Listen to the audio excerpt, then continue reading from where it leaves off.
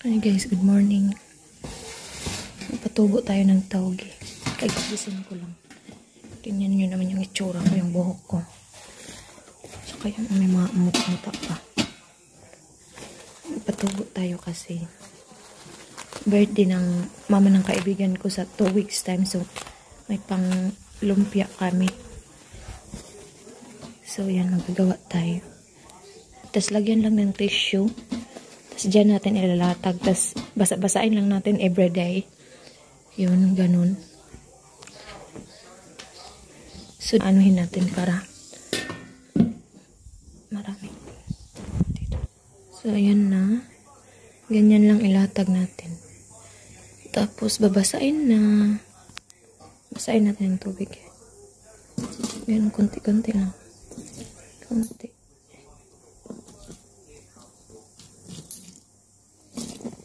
So, ganyan lang guys. I-check natin yan bukas. Hanggang sa tumubo na. So, guys. Ito na yung day 1 natin. Sa ating togi. Kahapon ko to binabad. Yung papatubuin natin, ito na siya. So, yan. Medyo may lumalabas-labas na. At ito yung sa ilalim. Ito parang nagdikit-dikit. Dikit-dikit na siya. Anuhin natin saglit. Kaya lang. Pero okay din naman yan, guys. Sobrang dami talaga nito. Nag-ano-ano na siya. Kada ano ba. Tuwing ano kasi nag-roll siya. Kaya nagkadikit-dikit na yung iba. So, yan. Tingnan natin. Baka naman masira din yung ano. Kakaganyan natin ba. Pero maano naman yan siya, guys. Tutubo din yan siya. So, anuhan na natin. Dito muna sa ilalim. Anuhan natin. Tubig. Basain natin. Basa. Huh? What's that? Mangbin. Huh? Mangbin. Parang hindi na ano lahat. Lagay dito. Ganito lang. Yung paunti-unti lang ba. Maanuhan lang siya guys ng tubig. Mag-aano to lahat guys. Malaki yan siya. So, sa ano na naman. Nasa ibabaw. Tuwing ano kasi nag-roll siya. Kaya pumunta dito sa gilid. Kailangan yan dyan sa tubig para ano ba, nagmumoy sa basa ng tubig.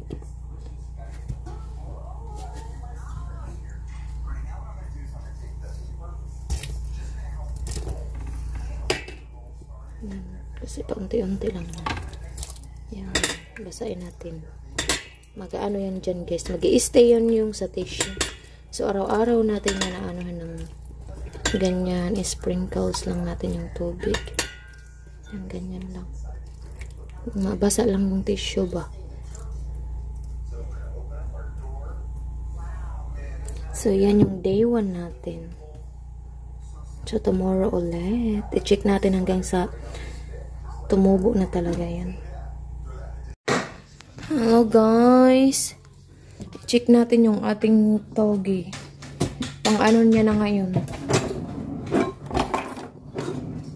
2 araw. So, ito na. Tingnan natin. Siya. Palaki na ng palakis. Ang dami talaga nito ba? Yan oh. Ay.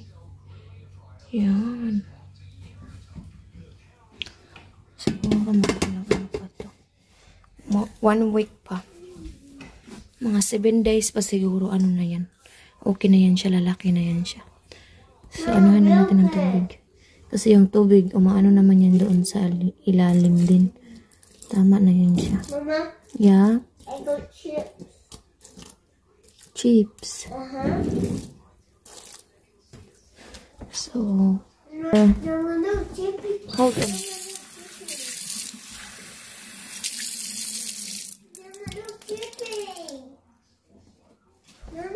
So, kahit, hold on. Kahit ano guys, kahit hindi sa steamer, basta na-drain yung tubig. Kasi pag nag-i-stay yung tubig, mabubulok siya. Tingnan ko sa ilalim kung ano. Tulo doon. Natutubigan siya itong tulo kasi. So, ayan na. Ayan, oh. Ay, nagsisilakihan na sila. So, guys. Lalo pa yung lalaki. So, tubigan na natin sila.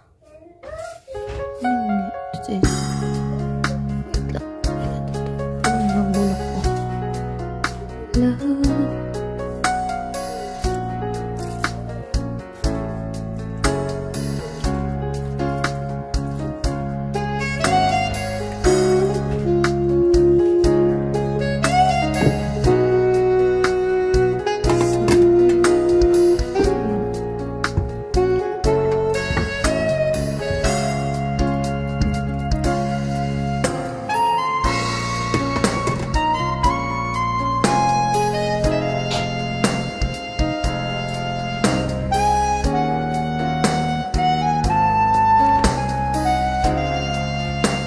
So, yan na yung 3 days natin. Ito na yung day 4 niya. Tingnan nyo, oh wow, malalaki na siya. Pero, hindi pa yan gaanong ready. Kunti pa yan. Lalaki pa yan masyado.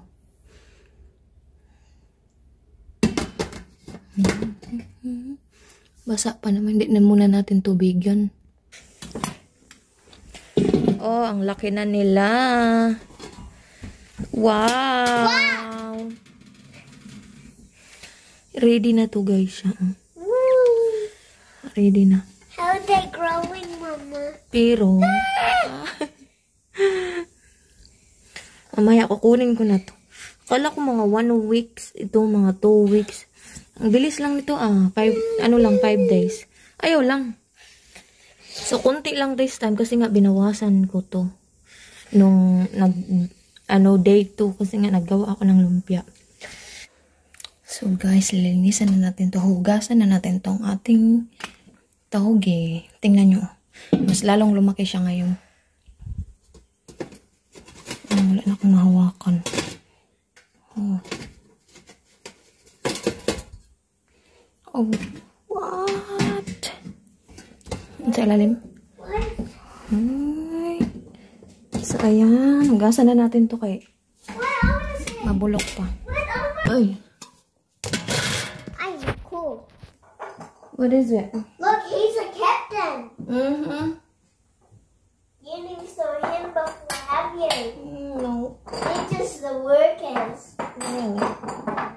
Ano ko ba ito kukunin?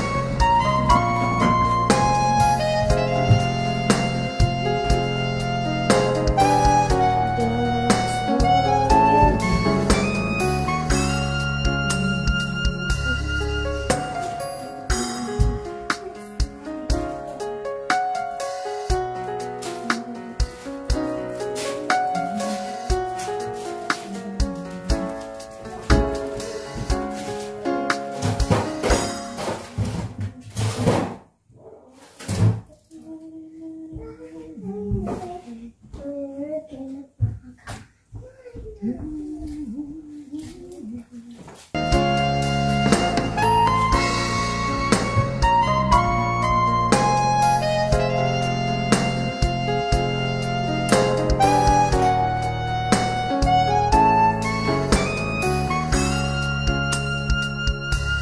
na naman tayo, matagal pa naman.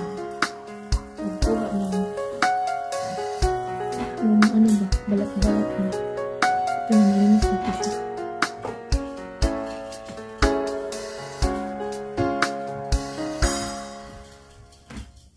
So, ayan guys, nalinis na natin. So, ito na yung ating toge. Saan ba? Yun o. Diba marami? Yung iba, pinagputulan ko ng gamot kasi parang madumi tingnan. So, pinuputulan ko yung ito. Yung iba kasi mga bulok-bulok din ba. So, ayan, ganun lang yung magpatubo ng toge, guys. Pwede kayong magpatubo dyan lang sa bahay natin at ating pang lumpiang gulay. Hirap-hirap maggawa ng toge.